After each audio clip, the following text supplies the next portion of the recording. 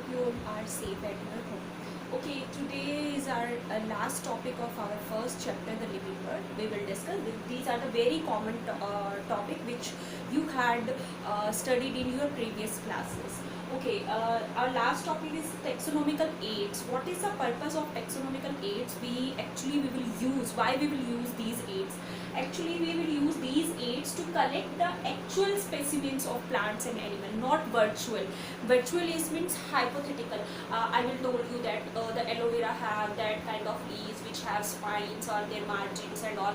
These are the virtual images, right? Virtuality of any plant or animal. But actual means we will collect the living plants and animals at a different area in different condition, you can say that. So we will use these taxonomical aids for these purposes. Firstly and very important is the herbarium. As the name indicates, this aid, taxonomical aid, is generally used for the plants only, right? In herbarium, we collect the plant, we dry up the plant, or we poison it with various chemicals, for example mercury chloride, to poison out or remove out the cytoplasm of any living plant. And after the drying, we will press this, or we will paste this part of plant, either it is a flower, it is a leaves or a stem or a root. Which part of the plant you want to preserve is pasted on the herbarium sheet. Herbarium sheet is a white paper sheet. It is a thick sheet as compared to the A4 size paper, and the standard size of this herbarium sheet is 41-29 centimeter. 41 centimeter is the length and 29 centimeter is the width, and it is a thick paper because the pressing of the plant part, right, there is no marks or not remaining marks will be there in the herbarium sheet, on the herbarium sheet. So in the herbarium, we will put any part of the plant, paste it properly, and we will mention the date, the area from where you had collect this, and the date and the name of the person who collect this, their vernacular name or their scientific name, and also mention which part of the plant is this. This is the leaf part or a flower part or a stem part or a root part. Which part? Simply you can say that. So during herbarium, firstly we collect any part of the plant with the help of scissor, with the help of blade, cutter. All these things are used for collection the different plant part. Next we will dry it. For this process, we will press the part of the plant below a very hard substance through which the cytoplasm of the cell part of the plant is removed out, and it become dried, right? After this, we will poison this, because poisoning is very important, because it may be there may be attack of fungus or any bacteria or virus will be takes place. So after the poisoning the dried part of the plant, there is no infection of any virus, bacteria and fungus or pathogens, simply you can say that. After this, we will mount this, because due to dry, if you dry any part of the plant, it become a colorless, you can say that. It is a the color is like, you can say that a muddy like color, or you can say that it's a very dirty color, simply you can say that. So mounting is a process in which we will color the part of the plant. So mounting of that part with various dye, with the safranin dye or ethylene blue dye, it depends the part of the plant. So the part dried part become colored and it become attractive. So mounting is also important, simply. Then the stitching. Stitching means simply you put your mounted part of the plant in the sheet and stitch it, or either it is paste it, whatever you want to. Then label simply it is which part of the plant, or what is the name, scientific name, family, order, class, from where we will collect it, who will collect it. All these we will mention or label in this file.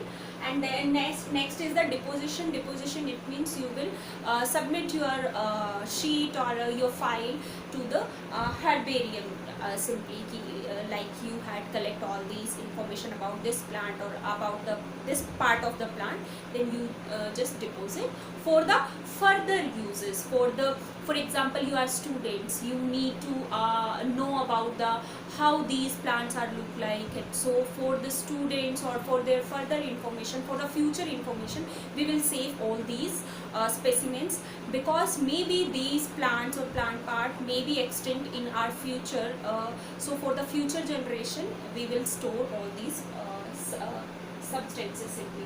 The largest herbarium or botanical garden is present in the Royal Botanical Garden. It is present in Kew, England.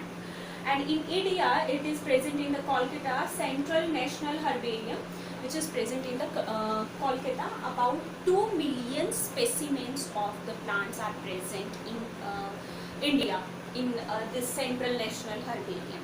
So this is about the herbarium. It is a simple part of the taxonomical aid. Next is the botanical garden, as the name indicates. Here we will store the plant part after drying it or after killing it, you can say that. But here we will preserve our plants in living form. Botanical garden, in which we will preserve our plant in living form. In botanical garden we will preserve various kind of flowers or ornamental plants or fruit plants at one place, and the taking care of these, the breeding, fertilization and all these process are under the guidance of any, like you can say that under any guidance, simply you can say that. And the care of these plants is very important, you can say that, because the delicate part or maybe vernacular plant, or you can say that the future extinct plant or critical extinct plants will be preserved in the botanical garden for our future generation. Similarly, museum is the place where plants and animals both are preserved, but in dead form. It means in case of animals, we will preserve only the skeleton of the animals which are maybe extinct, or like dinosaurs, right? And in museum we also preserve the plant part. The succulent parts are preserved in a jar with a chemical which is called formaldehyde, in which the plant part does not degrade, you can say that. Similarly, various animals are also preserved, which are called specimens. Specimens are preserved in this chemical formaldehyde, in which the animal and the part of the animal does not degrade. So formaldehyde is used for the preservation of plants and animals, for the museum, for the students and for the future generation. Next is the zoological park. This is the area where the living organisms are preserved, right? Animals are preserved in the zoological park, the animals which have need to care, which have need to different habitat, which are preserved in that area simply, right? Next is the keys. What is the meaning of keys? These are generally used on the basis of the similarities and dissimilarities of any taxon. It is used for the similarities and dissimilarities. It means we will differentiate between this is the similarity between two animals and plant.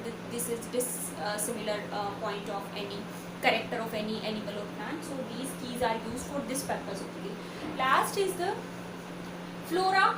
As the name indicates, it is describe the habitat and distribution. It means from where these plants are arised, from where these animals are arised. What is the origin of plant and animal? Actually, flora explain this.